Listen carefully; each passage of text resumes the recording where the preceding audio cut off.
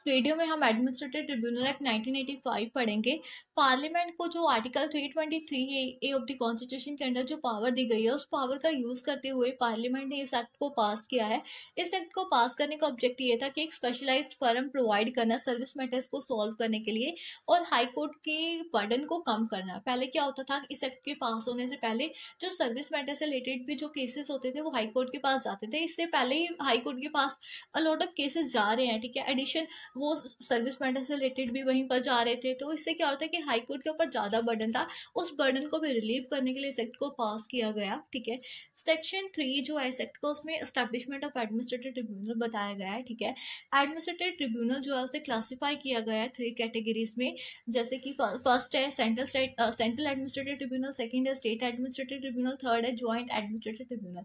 जो ये तीनों एडमिनिस्ट्रेटिव ट्रिब्यूनल है, कॉन्स्टिट्यूट की जाती हैं सेंट्रल गवर्नमेंट के द्वारा by notification in the official gazette, ठीक है। जो स्टेट एडमिनिस्ट्रेटिव ट्रिब्यूनल है, ये कॉन्स्टिट्यूट की जाती है स्टेट की रिक्वेस्ट पर, ठीक है। और जो ज्वाइंट एडमिनिस्ट्रेटिव ट्रिब्यूनल है, जब दो या दो से ज़्यादा स्टेट जो है बाय एग्रीमेंट जो रिक्वेस्ट करती है सेंट्रल गवर्नमेंट को, तो जो जब सेंट्रल गवर्नमेंट जो है इनकी एक्सेप्ट कर लेती है रिक्वेस्ट को, तब ज्वाइंट एडमिनिस्ट्रेटिव ट्रिब्यूनल को बनाया जाता है, ठीक है। सेक्शन 5 में हमें बताया गया है कॉम्पोजिशन के बारे में कि एडमिनिस्ट्रेटिव ट्रिब्यूनल में कौन कौन होगा, ठीक है। फर्स्ट होगा chairman, second vice chairman, third judicial member, fourth होगा एडमिनिस्ट्रेटिव मेंबर, ठीक है। इन चारों की अपॉइंटमेंट जो है प्रेसिडेंट ऑफ इंडिया करेगा, ठीक है। इन चारों की अपॉइंटमेंट करने से पहले प्रेसिडेंट ऑफ इंडिया जो है वो चीफ जस्टिस ऑफ इंडिया से कंसल्ट करेगा, ठीक है। इन केस हमने स्टेट एडमिनिस्ट्रेटिव ट्रिब्यूनल और ज्वाइंट एडमिनिस्ट्रेटिव ट्रिब्यूनल का chairman, vice chairman, judicial member और एडमिनिस्ट्रेटिव मेंबर को अपॉइंट करना है, तो प्रेसिडेंट ऑफ इंडिया जो है चीफ जस्टिस ऑफ इंडिया से कंसल्ट तो करेगा ही करेगा, वो जो स्टेट का गवर्नर है उससे भी कंसल्ट करेगा, ठीक है। जो सेक्शन 6 है उसमें क्वालिफिकेशन बताई गई है मेंबर्स की, ठीक है। बी जो पर्सन जो है, कोई पर्सन जो है चेयरमैन या फिर वाइस चेयरमैन या फिर जुडिशियल मेंबर या एडमिनिस्ट्रेटिव मेंबर की पोस्ट के लिए कब क्वालिफाई है, ठीक है। अगर किसी पर्सन ने चेयरमैन बनना है तो उसके लिए क्या क्वालिफिकेशन है कि वो है या फिर रह चुका है हाई कोर्ट का जज, ठीक है, या फिर उसके पास 2 साल का एक्सपीरियंस है एज अ वाइस चेयरमैन इस एक्ट के पास होने से पहले का, ठीक है। और जो वाइस चेयरमैन के लिए क्या क्वालिफिकेशन है कि वो डिस्ट्रिक्ट जज है या फिर कोई एडवोकेट है जो क्वालिफाई है हाई कोर्ट के जज के लिए, ठीक है। जुडिशियल मेंबर के लिए क्या क्वालिफिकेशन है कि कोई कोई पर्सन जो है या फिर क्वालिफाई है हाई कोर्ट का जज बनने के लिए, ठीक है, या फिर वो इंडियन लीगल सर्विस का मेंबर है, ठीक है। या थर्ड ये है कि जो इंडियन लीगल सर्विस में ग्रेड 1 पोस्ट होती है उसे होल्ड किया हुआ है उसने 3 सालों से, ठीक है। एडमिनिस्ट्रेटिव मेंबर के लिए क्या क्वालिफिकेशन है कि कोई पर्सन जो है उसके पास वो 2 सालों से जो है एडिशनल सेक्रेटरी की पोस्ट पर है सेंट्रल गवर्नमेंट या स्टेट गवर्नमेंट के अंडर, ठीक है।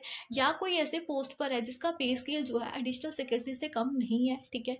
या फिर वो 3 सालों से जो है ज्वाइंट सेक्रेटरी की पोस्ट पर है सेंट्रल गवर्नमेंट और स्टेट गवर्नमेंट के अंडर, या फिर कोई ऐसे पोस्ट पर है जिसका पे स्केल जो है ज्वाइंट सेक्रेटरी की पोस्ट से कम नहीं है, ठीक है। सेक्शन 8 में हमें टेन्योर बताया गया है। टेन्योर जो है 5 साल का है, ठीक है।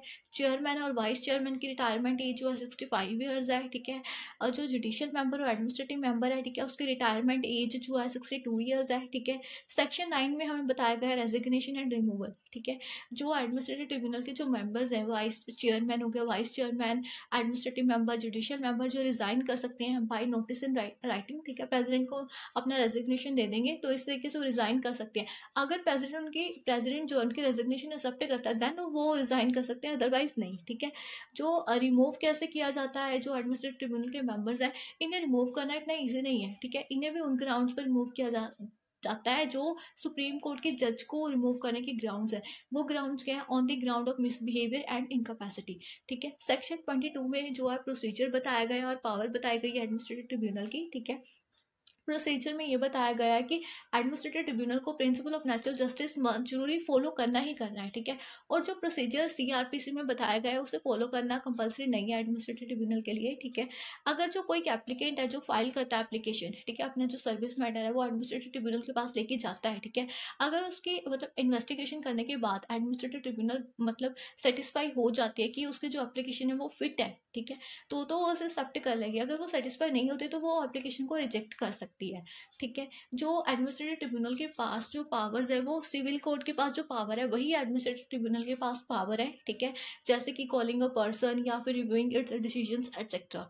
ठीक है, सेक्शन 23 में बताया गया है कि जो एप्लीकेंट जो एडमिनिस्ट्रेटिव ट्रिब्यूनल के पास जो एप्लीकेशन फाइल करता है वो हेल्प ले सकता है लीगल प्रैक्टिशनर की या गवर्नमेंट की।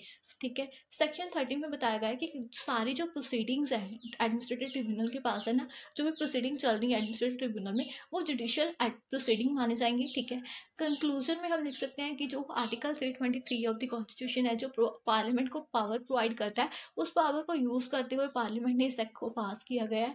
इस एक्ट को पास करने का ऑब्जेक्ट ये था कि स्पेशलाइज्ड फर्म को बनाना, सर्विस मैटर्स को सॉल्व करने के लिए, और जो हाई कोर्ट का बर्डन है उसे रिलीव करना। ठीक है, आई होप आपको ये टॉपिक अच्छे से समझ आ गया होगा। अगर आपको कोई भी डाउट हो, you can ask me in comment box.